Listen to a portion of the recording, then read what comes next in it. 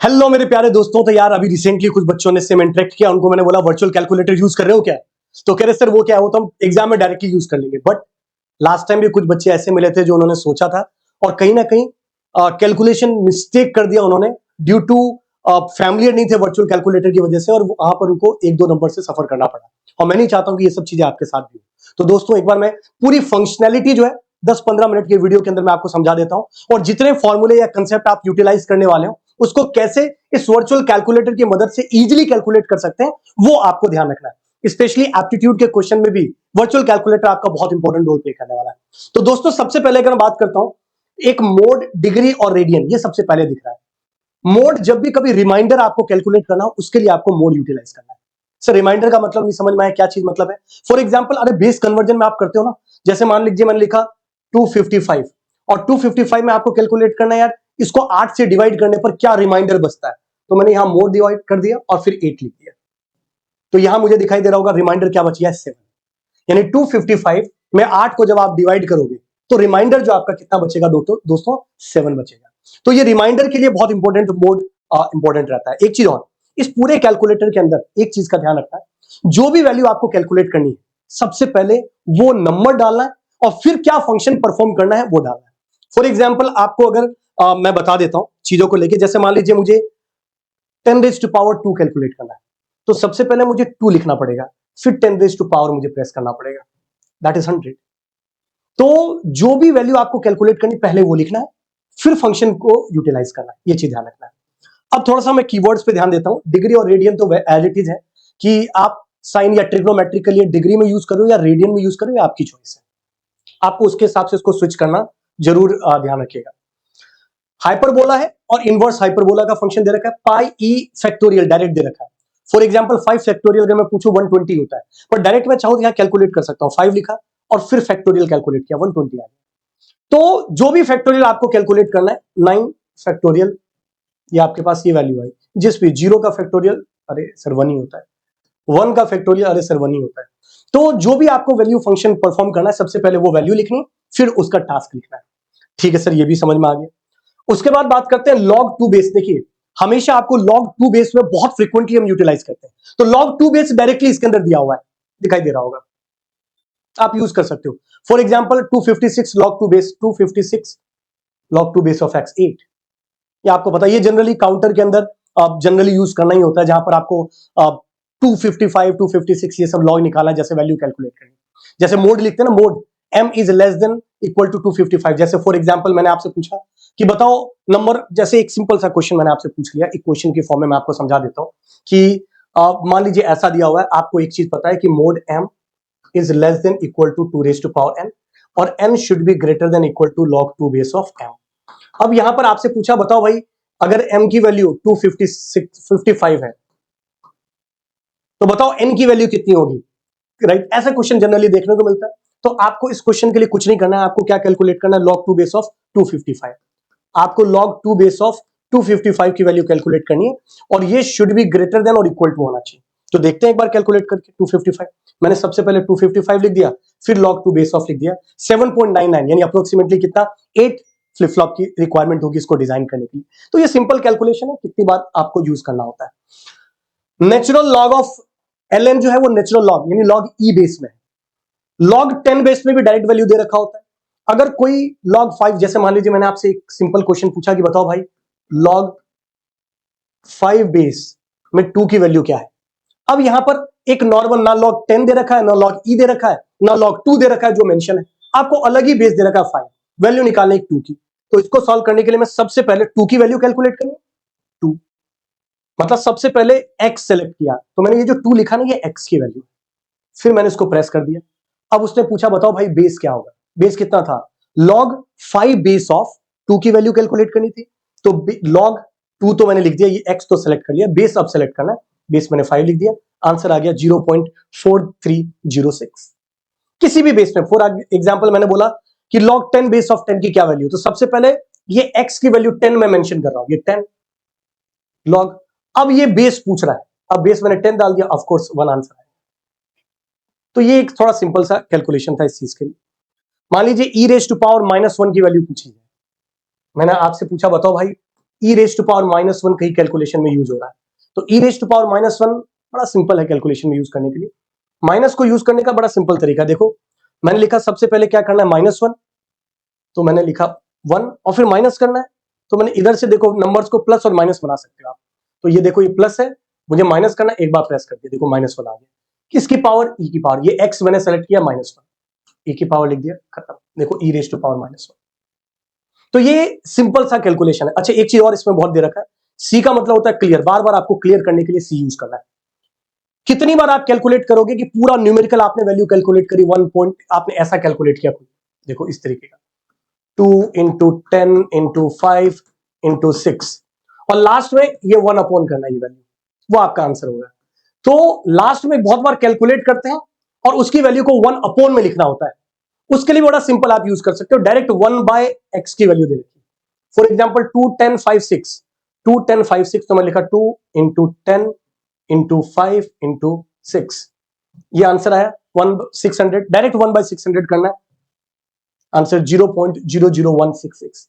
तो जो भी आंसर है उसको इन्वर्स करने का डायरेक्ट आपके पास दे रखा है 1 बाय एक्स दे रखा है। स्क्वायर रूट कैलकुलेट करने का डायरेक्ट वैल्यू आपके पास दे रखा है।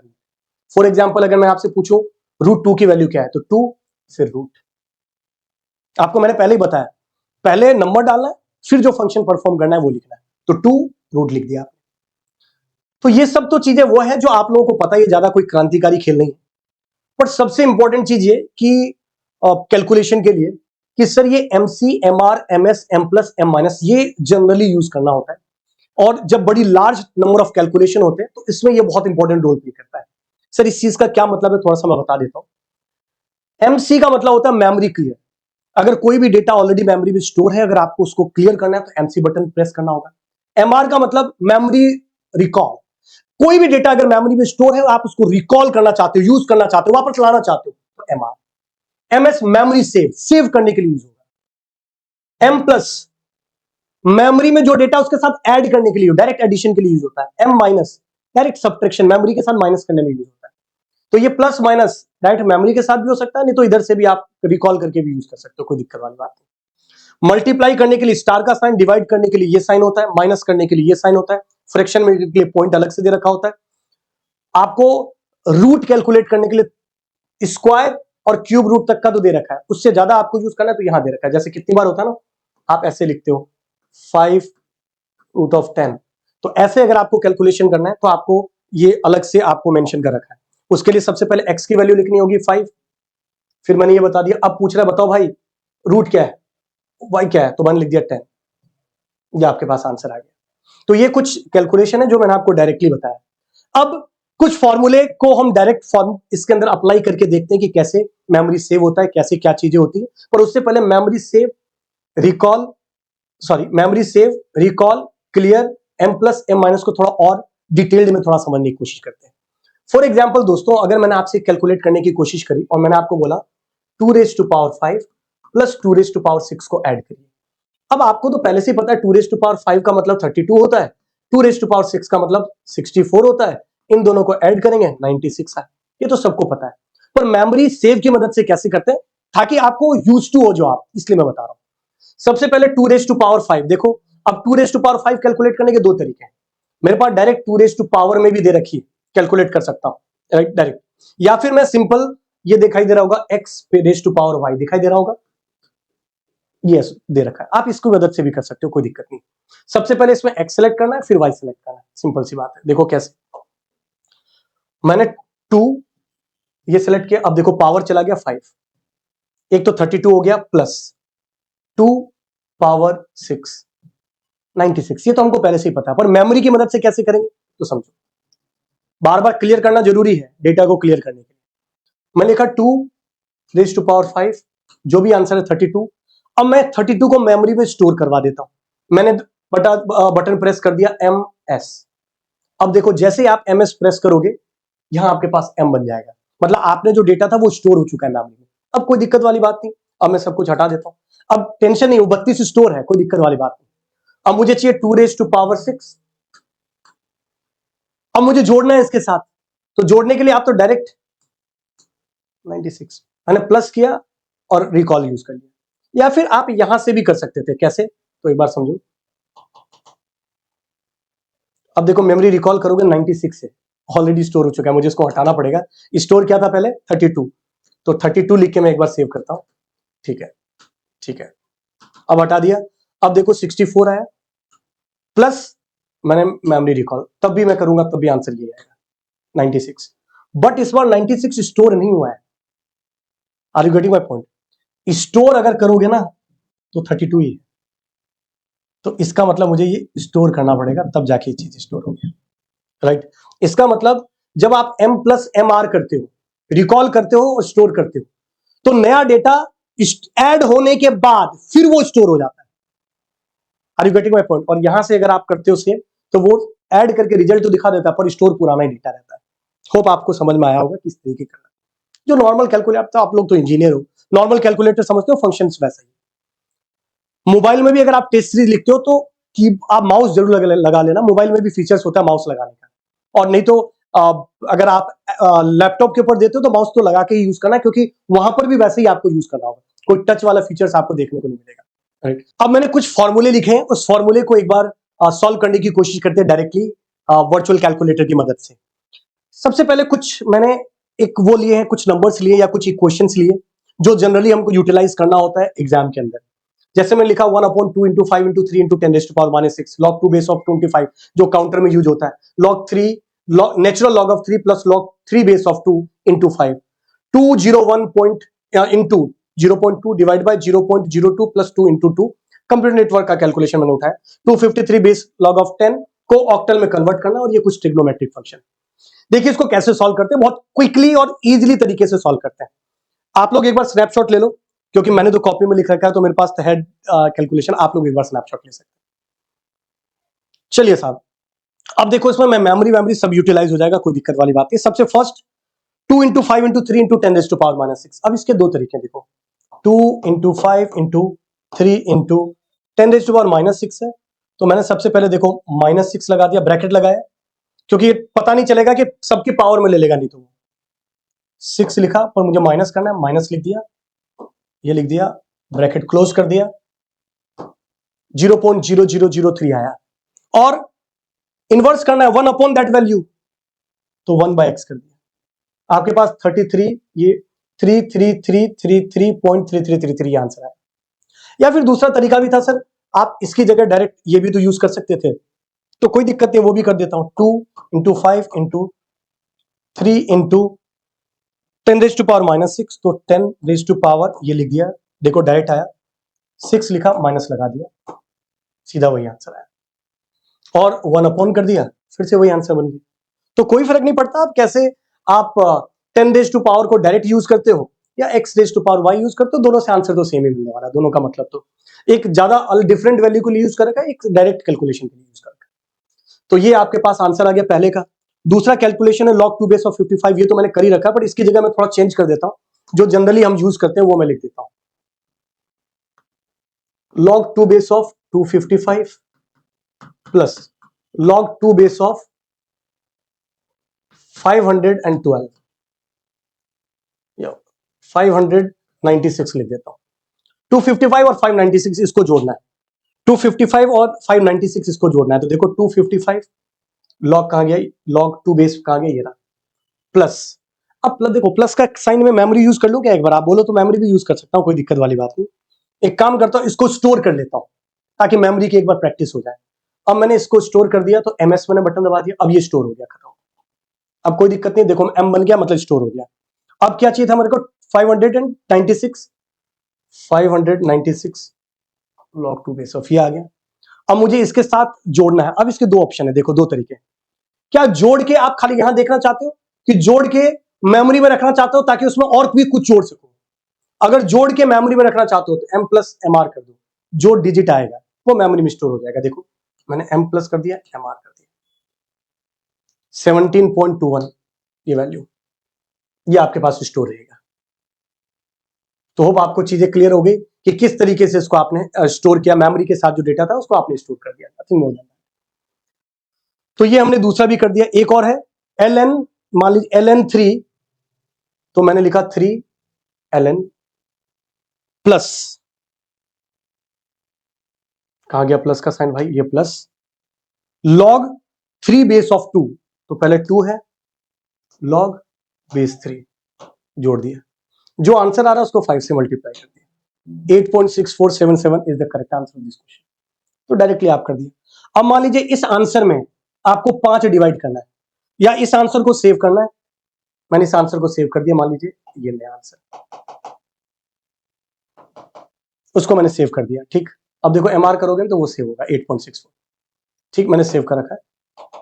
अब देखो मैं चाहता हूं कि जो सेव किया वो नंबर है, मैं 255 में उसको डिवाइड करूं, तो मैंने 255 लिख दिया, डिवाइड कर दिया और सेव किए नंबर को देखो। अब आगे डिवाइड में होगा क्या, मैंने कॉल कर दिया, तो उसने बोला ये डिवाइड बाय ये करना है, बिल्कुल कर दिया, आंसर आ गया 29.48। अब इसको सेव करना है, एमएस कर दिया, अब ये वाला नंबर सेव हुआ 29.44। अब देखो रिकॉल करोगे 29.48 वो सेव हुआ है। तो होप आपको ये चीज आइडिया लग गया होगा। एक जो 201 point multiply by 0.2 divide by 0.02 plus 2.4 आया है, इसको भी सेव कर लेते हैं। देखो हमेशा कैलकुलेशन वाला हूं तो मैं जनरली क्या करता हूं, मैं सबसे पहले जो डिनोमिनेटर है ना उसको सेव करता हूं, स्टोर कर लेता हूं। हालांकि कैसे भी कर सकते हो, कोई फर्क नहीं पड़ता, पर जनरली मेरा नेचर है कि मैं डिनोमिनेटर वाले पार्ट को पहले सेव करता हूं ताकि डिवाइड बाय करके एमआर कर लूं। सिंपल। तो देखो कैसे करते हैं। तो सबसे पहले मैं पूरी चीजों को पहले हटा दिया, फिर से शुरू करते हैं। 0.02 0.02 प्लस 2 इंटू 2 4.02 आएगा, सीधा हो गया। ठीक है, मैंने उसको स्टोर कर लिया, अब स्टोर हो गया, खत्म। अब ऊपर क्या है, 201 मल्टीप्लाई बाय 0.2। अब इस 4 इसको डिवाइड करना है किससे, जो सेव किया है उससे। तो मैंने लिखा इसको डिवाइड करना है, 42 पॉइंट को डिवाइड करना है किससे, एमआर से। ये एमआर को कॉल किया इसमें, वन आंसर है। चलिए लास्ट वाला एक बार करते हैं, जो ट्रिग्नोमेट्री का उसको भी सॉल्व कर लेते हैं। चौवन्नी वर्ग का कंसेप्ट है, उससे आपको वो भी आइडिया लग जाएगा। देखो क्या है, सबसे first 2 sin 30 degree plus 5 sin 45 degree divide by 2 cos 45 degree plus 3 sin 30 degree, ये 50 डिग्री।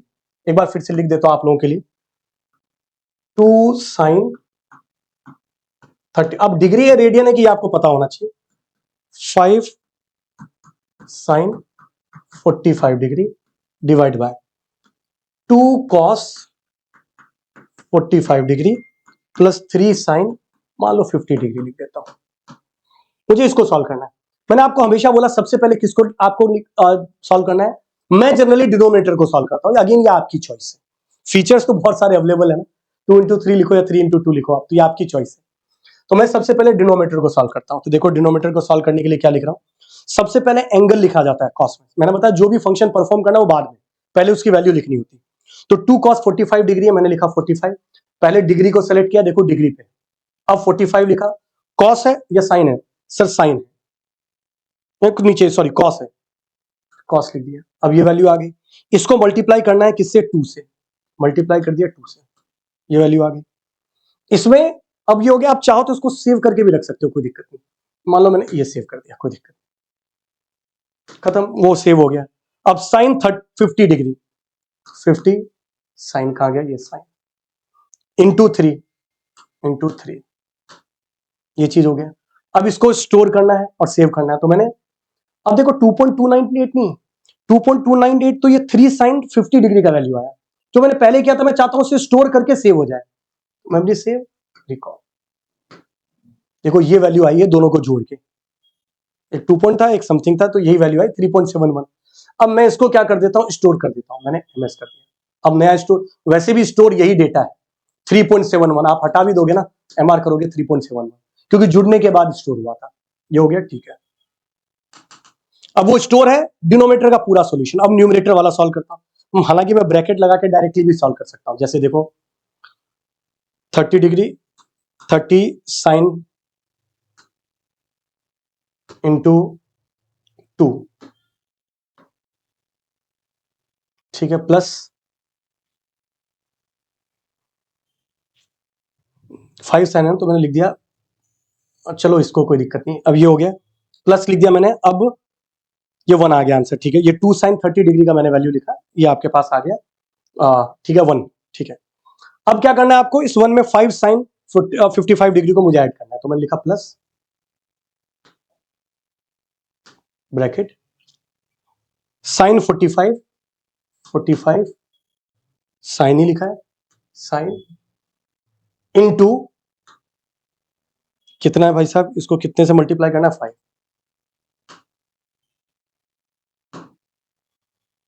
साइन 45 इंटू 5, तो ये बन गया आपके पास 4.53, ये न्यूमरेटर की वैल्यू।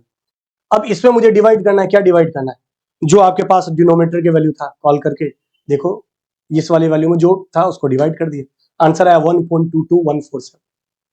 तो ये सिंपल, आप कुल मिला के ये कोई इतना क्रांतिकारी खेल नहीं है कि आपको लगे कि बहुत डिफिकल्ट चीज है। अगर कैलकुलेशन बहुत ज्यादा है तो कुछ डेटा को सॉल्व सेव करने के लिए ये स्पेस और ये कुछ फीचर्स है जो आपके काम आते हैं, नथिंग मोर देन दैट। बाकी के ब्रैकेट को यूज करके आप पूरी कैलकुलेशन भी कर सकते हो, अगर आप कहीं कैलकुलेशन मिस्टेक नहीं होती है तो।